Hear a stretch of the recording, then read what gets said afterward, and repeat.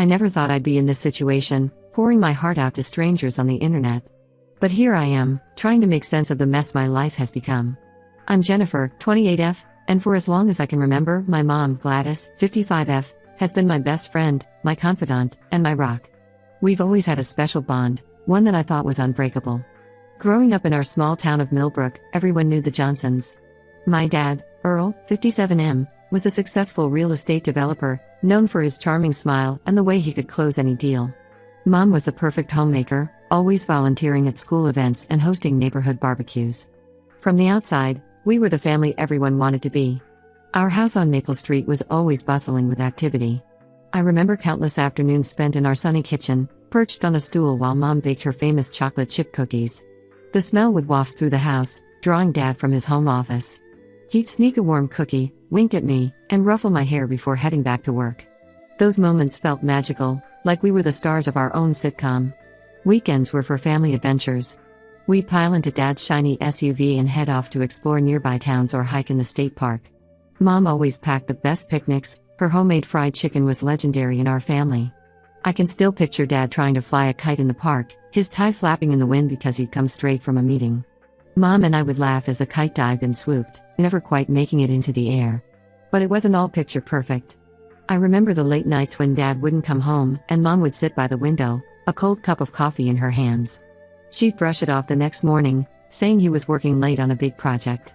I believed her because I wanted to, because it was easier than facing the alternative. Everything changed the summer I turned 16. It was a scorching hot day in July, and I had just gotten my learner's permit. I was so excited to practice driving with Mom. But when I bounced into the kitchen, ready to go, I found her sitting at the table, her eyes red and puffy from crying. That's when she told me about the divorce. The next few weeks were a blur. Dad moved out, taking with him the laughter and warmth that once filled our home. The truth came out in bits and pieces: his affair with his young secretary, the secret apartment he kept in the city, the double life he'd been leading for years. I was angry, so angry. At Dad for betraying us, at his secretary for being the other woman, but mostly at myself for not seeing the signs.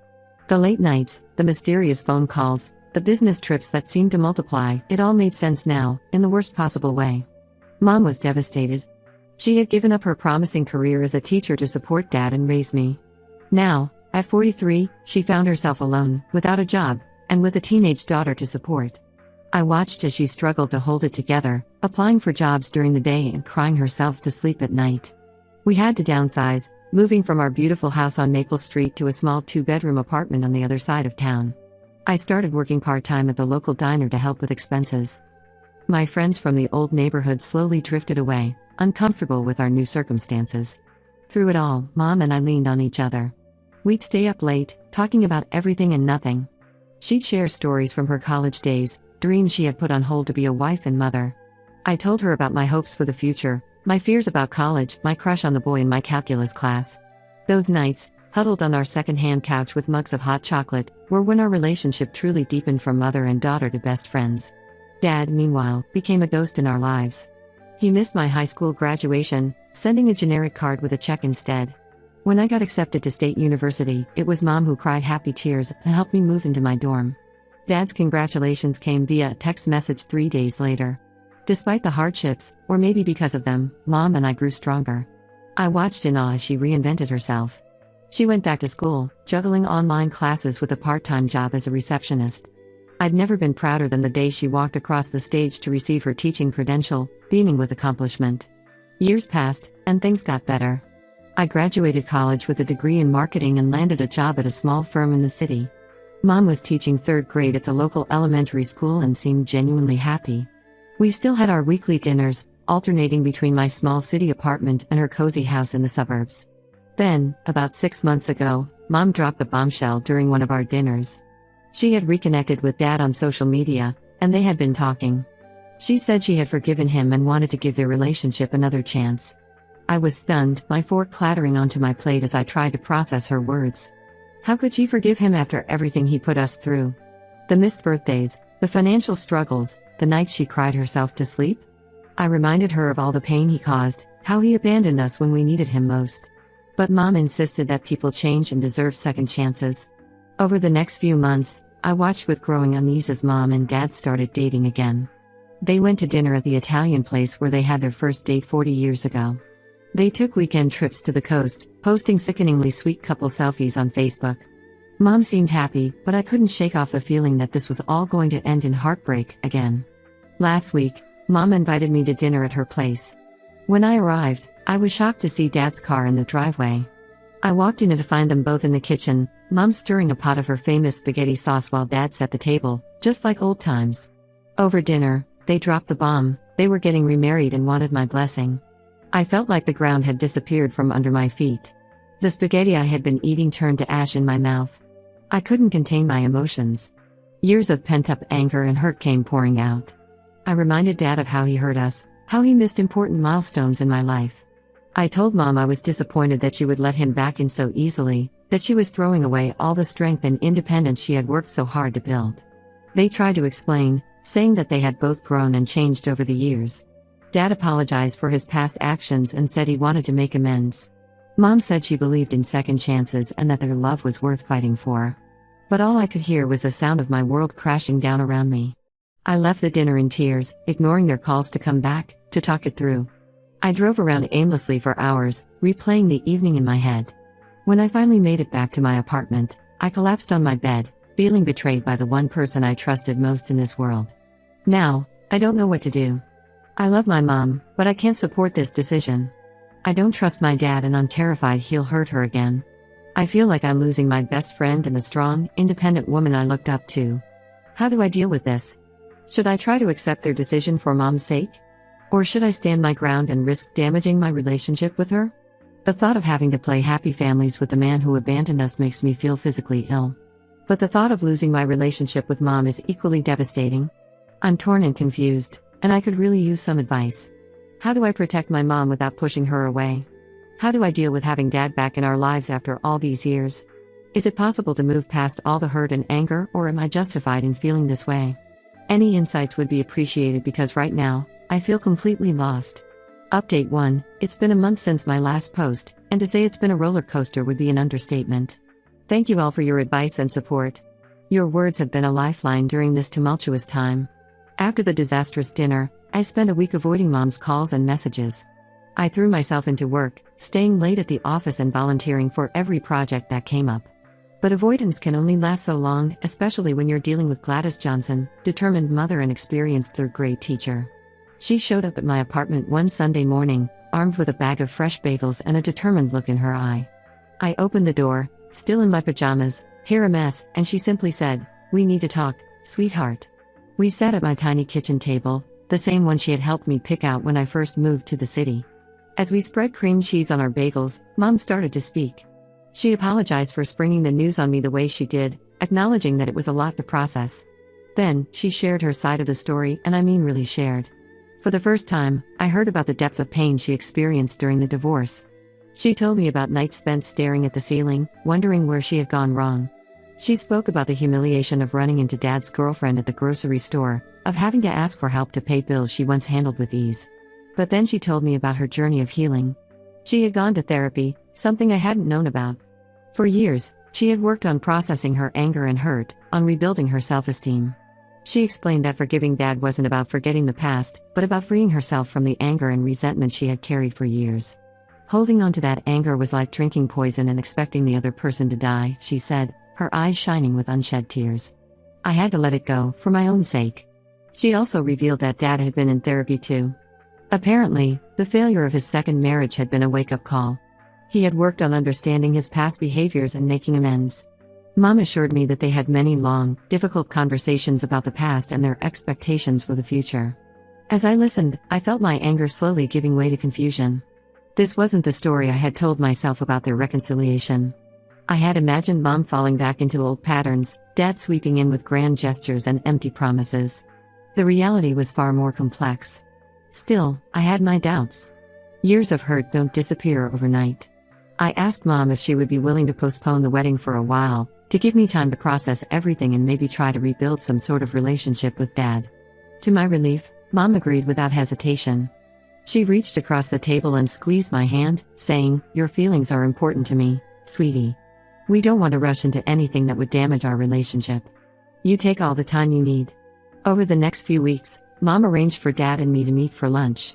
The first meeting was at a neutral location, a cafe downtown that neither of us had been to before. I arrived early, and nearly bolted when I saw him walk in. He looked older than I remembered, gray streaking his once dark hair. He smiled nervously as he sat down, and for a moment, I saw a flicker of the Dad I remembered from my childhood. It was awkward at first. We hadn't had a real conversation in years. But slowly, we started talking. He asked about my job, and I found myself sharing stories about difficult clients and exciting projects. He told me about his work, how he had scaled back to focus more on sustainable development projects. Then, he apologized. Not a generic, blanket apology, but a specific acknowledgement of his failures as a father. He admitted that he had been selfish and cowardly, and that he regretted the pain he had caused us. He talked about his therapy journey and how he had worked on becoming a better person. I listened, my emotions swinging between lingering anger and a desperate desire to believe him. But I made it clear that words weren't enough. I needed to see consistent actions over time to even consider trusting him again. We agreed to meet regularly, just the two of us, to try and rebuild some sort of relationship. It's been hard and sometimes uncomfortable, but I'm trying to keep an open mind. As for Mom and Dad's relationship, they're still together but have put the wedding plans on hold. They're taking things slow, which gives me some comfort. Mom assures me that they're in couples therapy, working through their issues in a healthy way. We've started doing family dinners once a month. The first one was tense, with conversation stilted and forced. But each time, it gets a little easier. Last week, we even managed to laugh together over a story Mom told about her students. I'm still not 100% on board with the reconciliation, but I'm trying to be supportive of Mom's happiness. I can see the joy in her eyes when she talks about Dad, a lightness that I haven't seen in years. It's a work in progress, and I'm taking it one day at a time. I'm focusing on strengthening my relationship with Mom and cautiously getting to know Dad again.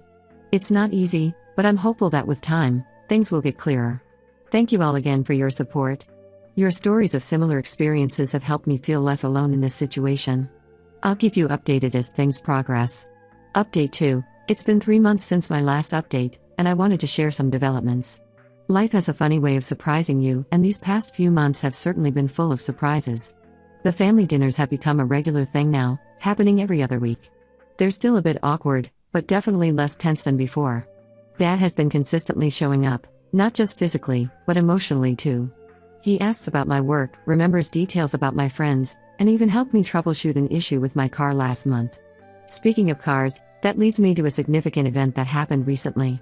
Last month, Dad asked if he could take me out for lunch, just the two of us. I was hesitant but agreed. He picked me up in his car, and as we drove, I was suddenly hit with a vivid memory. I was 15, and Dad was teaching me how to drive in an empty parking lot. I was nervous, gripping the steering wheel too tight, but Dad was patient. He talked me through each step, his voice calm and reassuring. When I finally managed to park between the lines, he high-fived me with such enthusiasm that we both burst out laughing.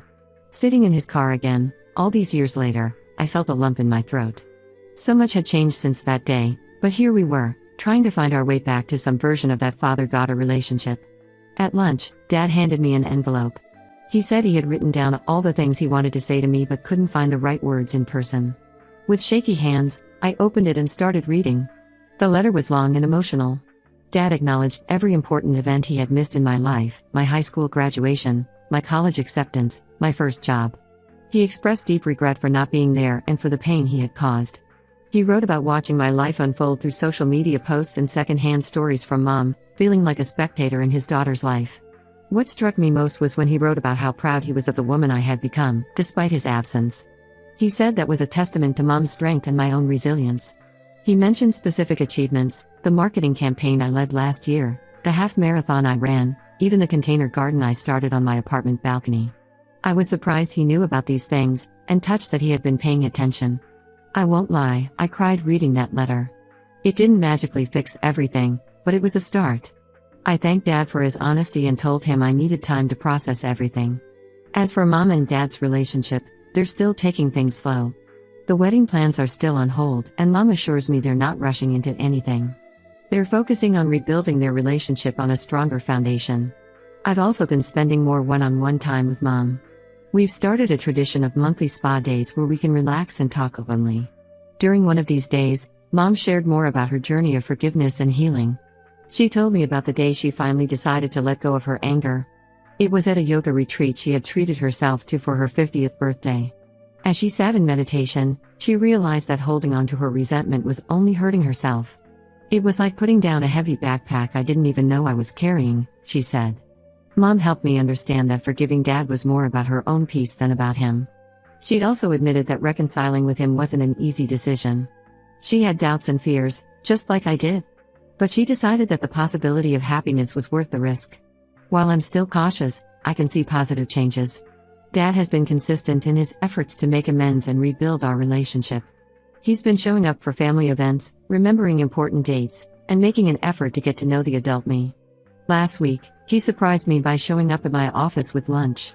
As we sat in the park across the street, eating sandwiches and watching pigeons, it felt nice. Not perfect, not like it was before, but a step in the right direction. I'm not ready to fully embrace their reconciliation yet, but I'm more open to the possibility. Seeing Mom happy and Dad making genuine efforts has softened my stance a bit. There are still moments when old hurts surface, but I'm learning to address them openly instead of letting them fester. It's still a journey, and I'm taking it one step at a time. I'm focusing on healing my own wounds and rebuilding relationships at my own pace. Thank you all for your continued support and advice. I'll update again if there are any significant changes. Update 3, it's been 6 months since my last update, and I wanted to share where things stand now. Life has a way of moving forward, whether we're ready or not, and these past months have been no exception. The biggest news is that Mom and Dad have decided to renew their vows rather than have a big wedding. They've planned a small, intimate ceremony with just immediate family and a few close friends. When they told me about it over dinner last month, I was surprised to find that I felt okay with the idea. Not ecstatic, not upset, just okay. And maybe that's progress in itself. Over the past months, I've seen consistent effort from both of them. Dad has continued to show up, not just for big events but for small, everyday things too. He was there to help me move to a new apartment, offering to paint the living room and assemble furniture. He even remembered my half-birthday, something we used to celebrate when I was a kid. He showed up with cupcakes from my favorite bakery and a gift card to the bookstore I love. Mom has been my rock through all of this. She's given me space when I needed it and has been there to talk things through when I was ready. Our spa days have become a sacred time for us to connect and be honest with each other. During our last spa day, she confided that while she's happy with Dad, she sometimes still feels scared about fully trusting him again. Her honesty made me realize that she's not blindly rushing into this, she's making a conscious choice, eyes wide open. I've also continued my own journey of healing. I started journaling, which has helped me process my feelings. I've had some breakthrough moments where I've realized that holding on to anger was hurting me more than anyone else. It's not easy, and there are still days when I struggle, but I'm working on it. Last month, I agreed to go on a weekend trip with Mom and Dad. We went to the lake house where we used to spend summers when I was a kid. It was the first time we'd spent that much time together in years. There were moments of tension, like when Dad made a joke about the good old days and I snapped at him. But there were also moments of laughter and genuine connection. We went hiking, played board games, and even attempted to make s'mores, which ended with Dad setting a marshmallow on fire, just like he used to. During that trip, I saw how Mom and Dad interacted. It wasn't the idealized version of love I remembered from childhood, but something more real and mature. They disagreed sometimes, but I watched them work through it with respect and understanding. One night, I overheard them talking on the porch, working through a disagreement about future plans. They listened to each other, compromised, and ended the conversation with a hug. It was a small moment, but it stuck with me. I'm not saying everything is perfect now. There are still moments when old hurts surface, and I'm still working on fully trusting Dad. But I can honestly say that I'm in a much better place than I was when I first wrote that post. Mom and Dad's vow renewal is next month. They asked if I would stand up with them during the ceremony. After some thought, I agreed. It feels right, a symbol of our family healing and moving forward together. I'm helping Mom pick out her dress, and Dad asked for my opinion on his vows. It's strange and beautiful all at once. To everyone who's followed my story and offered advice, thank you. Your support has meant more than you know. This journey has been difficult, but it's also taught me a lot about forgiveness, growth, and the complexity of love and family. I don't know what the future holds, but I'm facing it with hope and an open heart. There will probably be more challenges ahead, more moments of doubt and hurt. But I feel better equipped to handle them now. Thank you all again for being part of this journey with me.